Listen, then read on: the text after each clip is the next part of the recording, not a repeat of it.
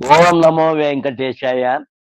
భక్తుల రద్దీ నిర్వహణకు విజిలెన్స్, సెక్యూరిటీ సిబ్బంది విస్తృత చర్యలు. నిన్నటి రోజున టోకెన్ ఉన్న 5,000 భక్తులతో పాటు టోకెన్ లేకుండా సుమారు 7,000 మంది భక్తులు శ్రీవారిమెట్టు మార్గం గుండా తిరుమల చేరడం వల్ల టోకెన్ సెంటర్ పరిసరాల్లో తీవ్ర వాహన రద్దీ మరియు ఓవర్ క్రౌడింగ్ ఏర్పడింది. క్యూ లైన్లు తక్కువగా ఉండడం, అత్యవసర సేవలకు అంతరాయం వంటి సమస్యలు తలెత్తాయి. ఈ నేపథ్యంలో అధికారుల ఆదేశాల మేరకు ఈరోజు క్రౌడ్ కంట్రోల్ చర్యలు మరింత పటిష్టంగా అమలు చేయబడ్డాయి.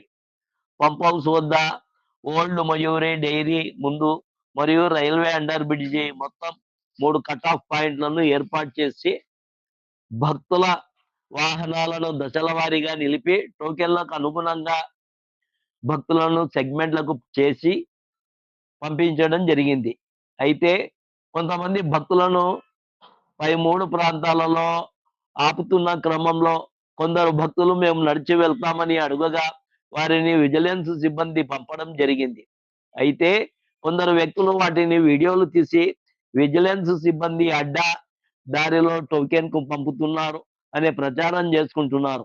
ఇది పూర్తిగా అవాస్తవం. భక్తుల యొక్క సేఫ్టీ అండ్ సెక్యూరిటీలో భాగంగానే విజిలెన్స్ సిబ్బంది విధులు నిర్వహించడం జరిగింది.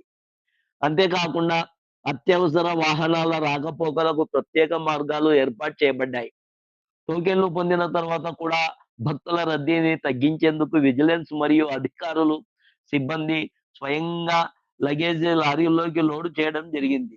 ఈరోజు కూడా 5,000 టోకెన్లు మంజూరు చేయగా టోకెన్ లేకుండా మరో 5,000-6,000 మంది భక్తులు తిరుమలకు వెళ్లారు. ఓవర్ క్రౌడింగ్ ను నివారించేందుకు ముందస్తు ప్రణాళికతో శ్రీవారిమెట్టు టోకెన్ సెంటర్ వద్ద సిబ్బంది అప్రమత్తంగా విధులు నిర్వహించారు.